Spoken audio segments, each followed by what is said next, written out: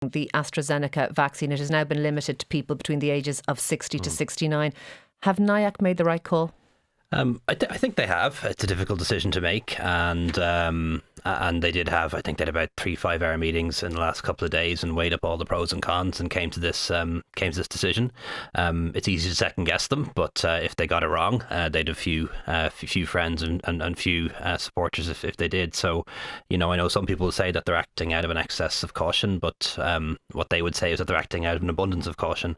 And I think on balance they've got it right. I think it's important to say that there are 4 vaccines now licensed for use in Ireland: AstraZeneca, Pfizer, Moderna and Janssen, which is arriving this week. They're all highly effective, close to 100% effective against severe illness and death, including the variants, and they are all safe.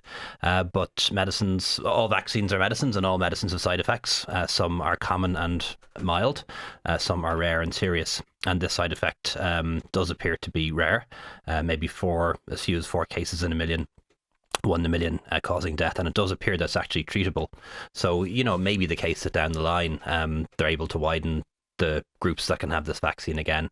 I should say it is over 60, so it does include over 70s. I've heard some suggestion that's only 60 to 69. That's not the case. It's anyone over 60 can still have this vaccine. And there are well over 500,000 people over 60 who have yet to be vaccinated. So we will make good use of the stock that's coming in. I know one group that's going to be a little bit annoyed at the moment, and I really feel for them, are some of the healthcare workers and frontline workers who've had their first dose of AstraZeneca and now being told they won't get their second one for 16 weeks. Yeah. And that's a long time, especially if you're looking forward to being fully vaccinated so that you can meet up indoors with friends and so on. But that is a precautionary issue, and NIAC will look at that again over the course of the next few weeks. And it's possible that can be brought forward because 56 days between doses is the manufacturer's advice. And obviously there are guidelines now depending on your age and whether you have underlying factors and whether or not you as you say, have been pushed back to 12 weeks or 16 weeks. But why 60? It seems quite arbitrary. We've got 55 in other countries, we've got 60 here, we've got, younger than that in the UK. It gives the impression that these sort of ages and these figures are being slightly plucked from the air. It's 55 in France, 30 in the UK. We're going for 60. To be honest, it's lack of data. This is a very rare side effect. It's only been reported in a very small number of cases.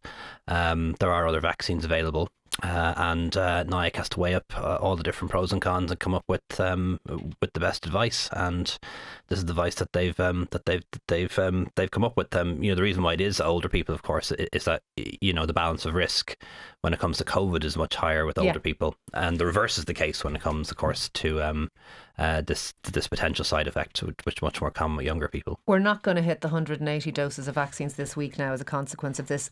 Are we going to hit the 80% of adults being vaccinated by June? We'll know in the next couple of days. I was trying to get Paul Reid on the phone before I came here, and in fairness to Paul Reid, the HSE and their team and Brian McCrath, they've done a great job of pivoting now a few times on foot of changes to advice from NIAC. And like I say, there's still over 500,000 people over 60 that haven't been vaccinated. There's the second doses.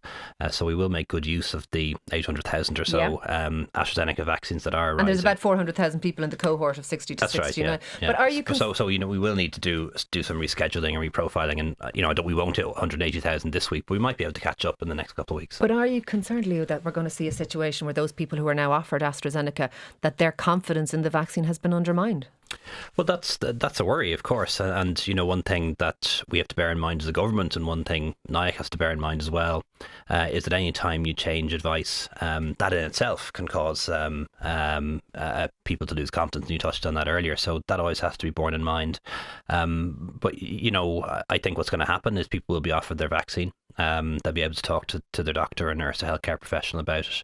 And certainly, me speaking as a healthcare professional as well as a politician, I'd have no hesitation recommending the AstraZeneca vaccine to people over 60 because the risk of getting this very rare blood clotting disorder, which is probably treatable, is minuscule compared to the risk of getting COVID and getting very sick or dying from that. So, the balance of risk is much more in favour of accepting the vaccine than refusing it, and that's the case with almost any medicine. Would you take it yourself?